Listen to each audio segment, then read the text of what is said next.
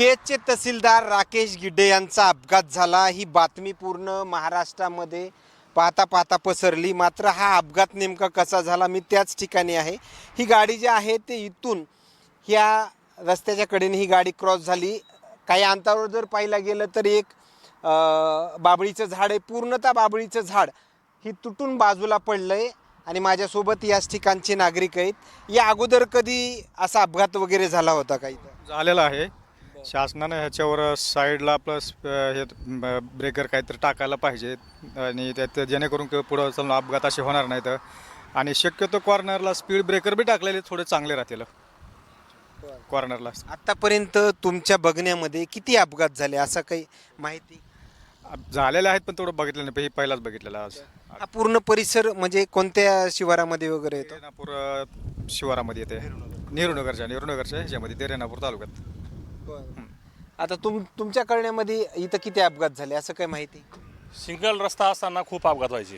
ही double झाल्यापासून थोडं control झालेलं आहे, परंतु ही साईड वॉल झालं पाहिजे इथं कॉर्नरला, थोडं साईड वॉल झालं पाहिजे त्याच्यामुळं। आणि इथं काही इंडिकेशन लावले पाहिजेत, बोर्ड वगैरे। छोटा बोर्ड लावला आहे पण ती बोर्ड काही दिसणार नाही संध्याकाळच्या टायमाला गाडीवर। तर इथं काही अशी सोय केली तर स्पीड ब्रेकर वगैरे लावलं तर ॲक्सिडेंट कमी होतील। इथं मोठ्या प्रमाणामध्ये हा अपघात झाला आहे। एक पूर्ण बाबळीचं झाड जे आहे ते तुटून बाजूला पडलंय। वाटतंय खूप वेग या गाडीचा असावा। हा, स्पीड, गाडीची स्पीड खूप होती, रात्रीचा टाईम होता। आता स्पीडनं गाडी गेलेली आहे, जवळपास 100च्या पुढं स्पीड गाडीची असेल। या गाडीमध्ये एकच व्यक्ती होता का बाकी? हां, असं ऐकण्यात आलं की एक जण होते, ते तहसीलदार साहेब होते असं ऐकण्यात आलेलं आहे। तुम्ही कुठून आले दादा? बीडवरून आले तुम्ही? म्हणजे तहसीलदार यांच्या निगडीत वगैरे आहात?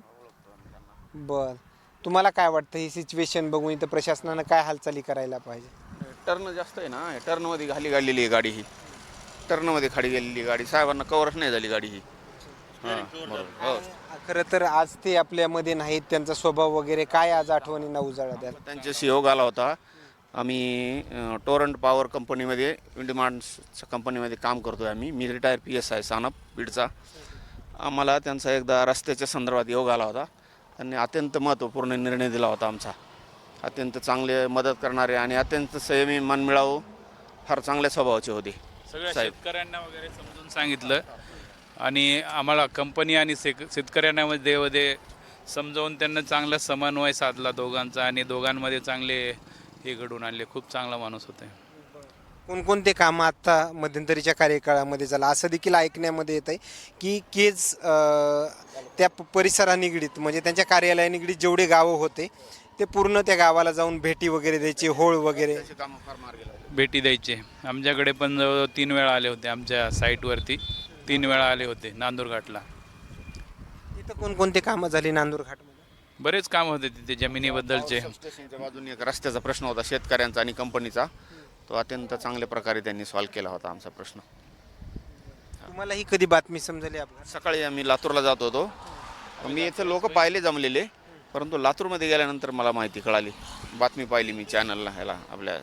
म्हणजे तुम्हाला इथं ते बघून देखील तुम्हाला असं वाटलं नाही की हा अपघात आपल्या जवळच्या व्यक्तीचा वगैरे असा? असं नाही, झाल्यानंतर, घटना झाल्यानंतर गेलो आम्ही इथून, जवळपास 1 वाजता गेलो आम्ही इथून। ऍक्सिडेंट झालेला। हे स्पॉट तुम्हाला याच ठिकाणी घडली म्हणजे? त्यावेळेस पोलीस होते, आम्ही जाते वेळेस आहे ना, पोलीस होते इथं, पोलीस होते, बरेच लोक होते, पण आम्ही एवढं लक्ष नाही दिलं। पण हे सानप साहेबांना तिथे एक त्या ग्रुपवर मेसेज आला की केजचे तहसीलदार यांचं ॲक्सिडेंटमध्ये डेथ झाला म्हणून। एकच जण गाडीमध्ये होती का अदर कोणी? बातमी वाचून तर एकटे होते असं कळालंय आम्हाला। हो, धन्यवाद। खरं तर येत असलेल्या प्रतिक्रिया मात्र काय सांगून जातात हे तुम्हाला नक्की समजलं असेल। आणखीन काही नवीन अपडेट्स मिळतील का हेही पाहणं तेवढंच महत्त्वाचं ठरणार आहे। कॅमेरामॅन बजरंग चौधरी सोबत सूर्य जुबडी, रेणापूर।